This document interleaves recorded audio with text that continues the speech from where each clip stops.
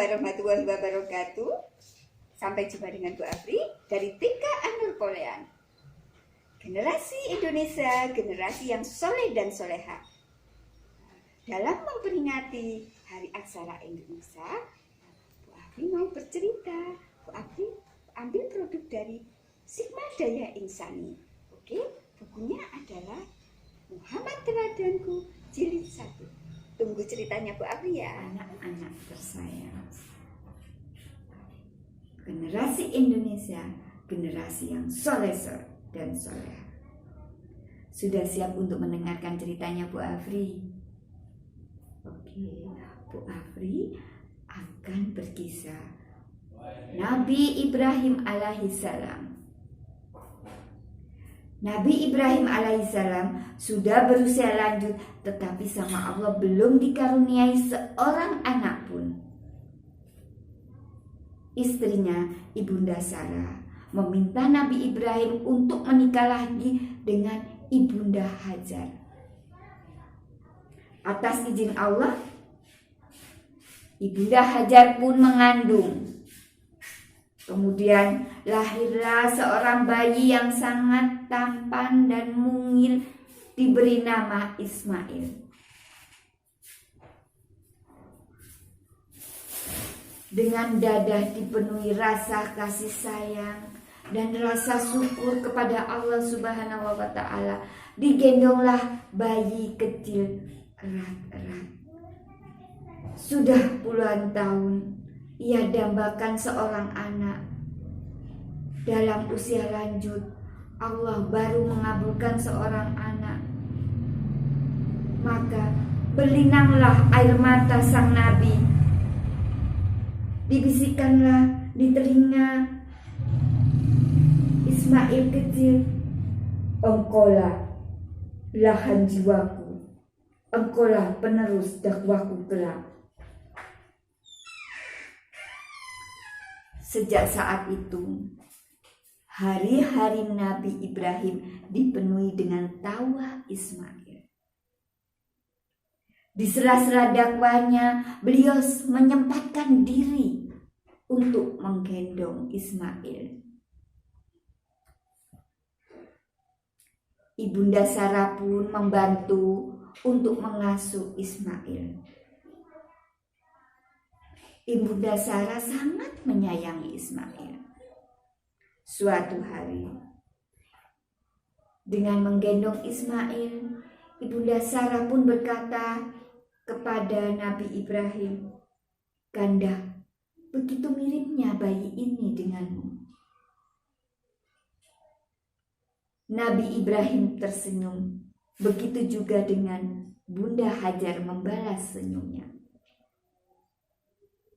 Nabi Ibrahim adalah suami yang lembut hatinya. Beliau tahu bagaimana perasaan Ibunda Sarah. Walaupun dia sangat menyayangi Ismail, tetapi dia sangat menginginkan bayi yang lahir dari rahimnya sendiri. Kemudian Nabi Ibrahim pun meminta sama Allah agar diturunkan seorang bayi laki-laki yang lahir dari rahim Ibunda Sarah. Belum sempat doa itu terkabul, anak-anak. Allah yang Maha Pengasih dan Maha Penyayang memerintahkan Nabi Ibrahim untuk membawa Ismail dan Ibunda Hajar pergi di tempat yang jauh, di tempat yang gersang dan tandus. Perpisahan ini sangat berat bagi Ibunda Hajar dan Ibunda Sarah. Tetapi perintah Allah adalah di atas segalanya. Kemudian Nabi Ibrahim pun berangkat di suatu lembah. Lembah itu gersang dan tandus. Lembah itu bernama Mekah. anak-anak tersayang. Kemudian Nabi Ibrahim pun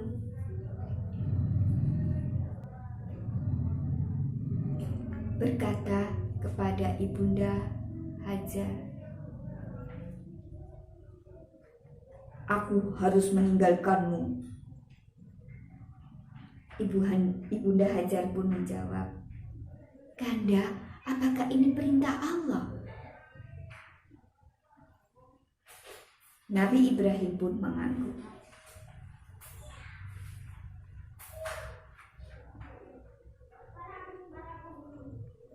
"Aku harus meninggalkanmu.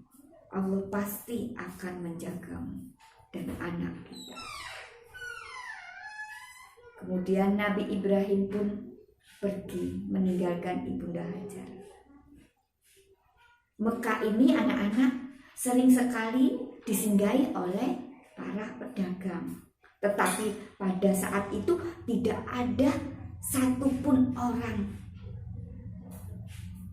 Sangat sepi karena tahun itu adalah tahun yang sepi. Tidak lama kemudian, bekal air Ibunda Hajar habis.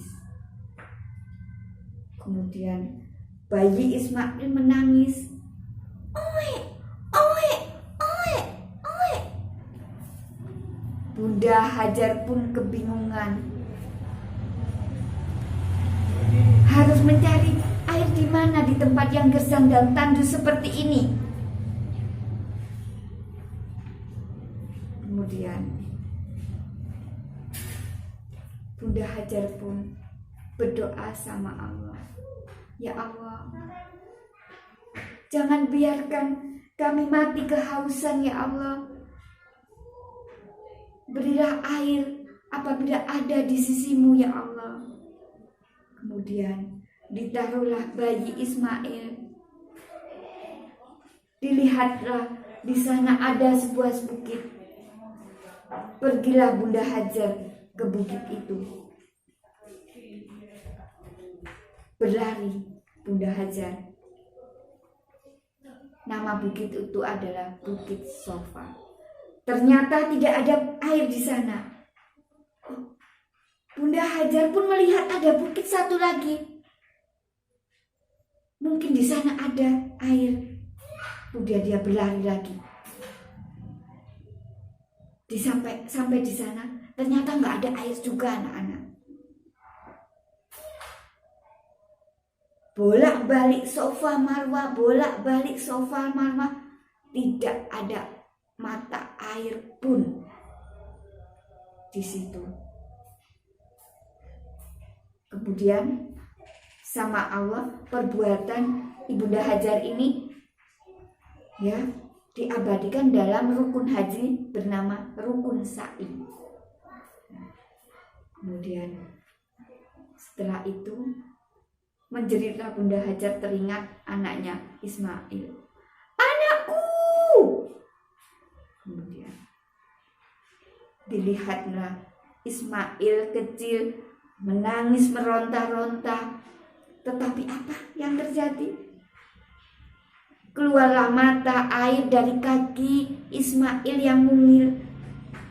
Air itu bernama air Zam-Zam. Akhirnya air Zam-Zam ini menjadi sumber air di kota Mekah. Kemudian datanglah kafilah berdagang.